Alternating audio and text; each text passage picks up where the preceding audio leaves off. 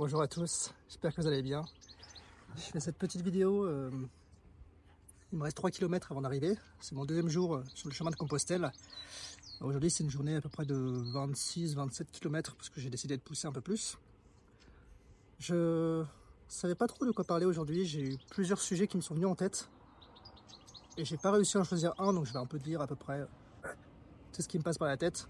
Je me suis un peu décalé de la caméra pour que vous puissiez voir la croix qui est ici. C'est pas pour que vous puissiez voir les pèlerins parce que ils sont très sympas, mais c'est peut-être pas le sujet de la vidéo, ni la croix d'ailleurs. Bref. Les premiers sujets qui me sont venus en tête, c'est 3 sujets. Et je ne sais pas encore duquel je vais traiter dans cette vidéo, donc vous verrez ça selon le titre. Mais c'est la recherche d'authenticité, ou le fait que l'authenticité n'existe plus vraiment, la recherche du bonheur et le fait que je n'ai encore rien accompli de majeur dans ma vie. Et je pense que ce dont j'avais envie le plus de parler aujourd'hui, c'était quand même la recherche d'authenticité. Parce que, bon, au début, quand j'ai voulu commencer à faire ces vidéos YouTube, je les ai fait un peu de manière très authentique. C'est-à-dire que je me filmais dans ma chambre et je parlais un peu de sujets qui me tenaient à cœur. Mais j'avais quand même envie que les gens cliquent sur mes vidéos, de faire de belles miniatures, d'attirer l'œil. Et j'avais envie de promouvoir un discours intéressant. Et en fait, c'est pas... Je me suis rendu compte que ça n'intéressait pas les gens. Parce que je dirais qu'il y a eu plusieurs vagues sur YouTube.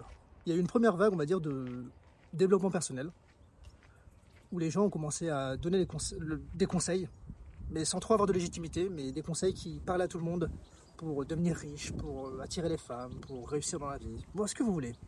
Tous les pain points, les points de douleur qui existent chez l'homme. Il y en a 6 d'ailleurs, et je sais que c'est la cupidité, l'attention des femmes et des autres en général, etc., etc. Et je les connais pas par cœur parce que je m'en fous un peu. Mais chaque humain a des points de douleur qu'il a envie de résoudre, et c'est pour ça qu'on consomme les vidéos de développement personnel. Et ça a marché pendant un temps, puis après ça n'a plus marché parce qu'on s'est rendu compte que les gens qui prônaient ces conseils n'avaient pas forcément de légitimité. La deuxième vague, ça a été une vague qui s'est voulue un peu plus spontanée, un peu plus authentique. Et ça a marché un temps parce que je pense que les gens aiment bien ce format un peu authentique, sans trop de montage, sans trop d'artifice pour rendre la chose intéressante. Mais encore une fois, il y a eu beaucoup de détournements. Il y a eu le cas d'un youtubeur, d'un créateur de contenu qui s'appelait Captain Bobby, que personnellement je n'ai pas regardé, mais j'ai regardé la vidéo sur lui qui dénonçait que tout ce qu'il avait fait c'était du plagiat. Vous pouvez regarder si vous tapez son nom sur YouTube, vous verrez, en fait c'est un mec qui a plagié mot pour mot les vidéos d'un américain qui s'appelle Jake Piggott et qui essayait de faire paraître ses paroles comme authentiques. Donc c'est surtout ça le problème. C'est que c'est pas juste le fait de retranscrire des paroles, c'est le fait de prétendre que ces paroles sont authentiques et spontanées et qu'elles venaient de sa propre personne. Et à cause de ces détournements, ça aussi c'est un peu tombé à l'eau. Et c'est pour ça qu'il n'y a plus vraiment de bon format qui marche sur cette niche qui est le développement personnel, le développement soi, le bien-être mental. Et moi ce que j'aime faire c'est des vidéos. Et donc j'ai pas envie de me fatiguer à me dire mais qu'est-ce qui serait le mieux pour attirer l'attention des viewers, du public. Moi là j'avais envie de sortir ma caméra, j'avais envie de sortir ma vidéo et surtout je me dis que bon peut-être le jour où il m'arrive quelque chose, il y aura toujours une vidéo qui sera sur YouTube de moi qui parle sous un arbre, qui essaie de refaire un peu le monde. Et peut-être que ça fera des souvenirs pour mes proches, ou même des gens qui ne me connaissent pas. Je sais pas, ça laisse une trace de mon passage sur Terre. Même si cette vidéo va probablement se perdre dans les tréfonds de YouTube. Et cette recherche d'authenticité, je reprends.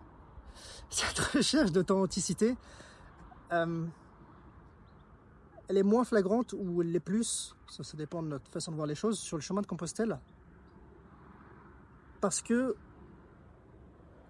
on se présente plus de la même manière que l'on se présente lorsque on est dans la vie de tous les jours en société, où généralement on essaye de se présenter par ce que l'on fait, par notre travail, c'est-à-dire par nos accomplissements, entre guillemets, par des accomplissements sociaux, des symboles de réussite, être propriétaire, tout ce que vous voulez.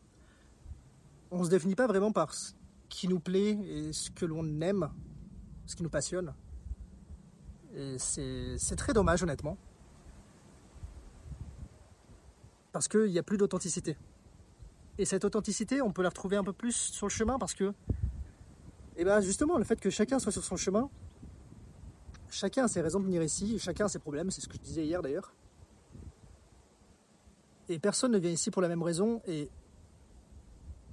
de fait, on n'a pas besoin d'impressionner qui que ce soit. Je m'en fous d'impressionner un pèlerin que j'ai croisé 3 minutes sur la route, je vais pas lui vanter mes exploits, je saurais même pas quoi lui vanter, non pas que j'ai rien accompli, mais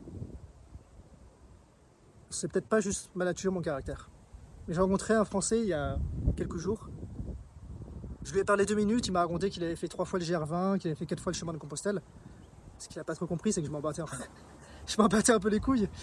Ouais, c'est dur de le dire ça comme ça. Et je lui ai pas dit, mais je lui ai fait comprendre que peut-être que c'était pas vraiment ce que moi je recherchais dans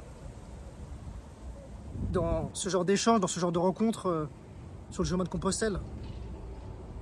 C'est au contraire ne pas créer une sorte de méritocratie ou en tout cas une sorte d'échelon social des exploits et juste que tout le monde puisse se mélanger et découvrir les gens à leur façon et ce qu'ils ont à nous apporter, ce qu'ils ont à nous dire et de manière authentique. Donc finalement voilà un peu ce dont je voulais parler. J'ai pas abordé les 2 autres sujets mais j'ai les notes dans un coin de ma tête, donc ne vous inquiétez pas si c'est des sujets qui vous intéressent. Pour ceux qui me regardent en tout cas, je les traiterai tôt ou tard. Je me prends pas la tête, je dis juste un peu ce qui me passe par la tête. Honnêtement, je savais même pas ce que j'allais dire dans cette vidéo. Je vois que j'ai tenu 6 minutes. C'est un record.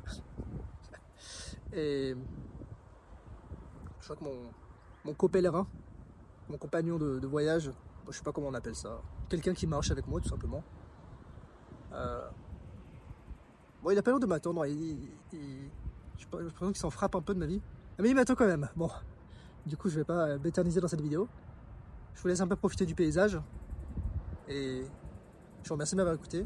Et je vous dis à bientôt pour une prochaine vidéo. C'était Mathieu. Peace.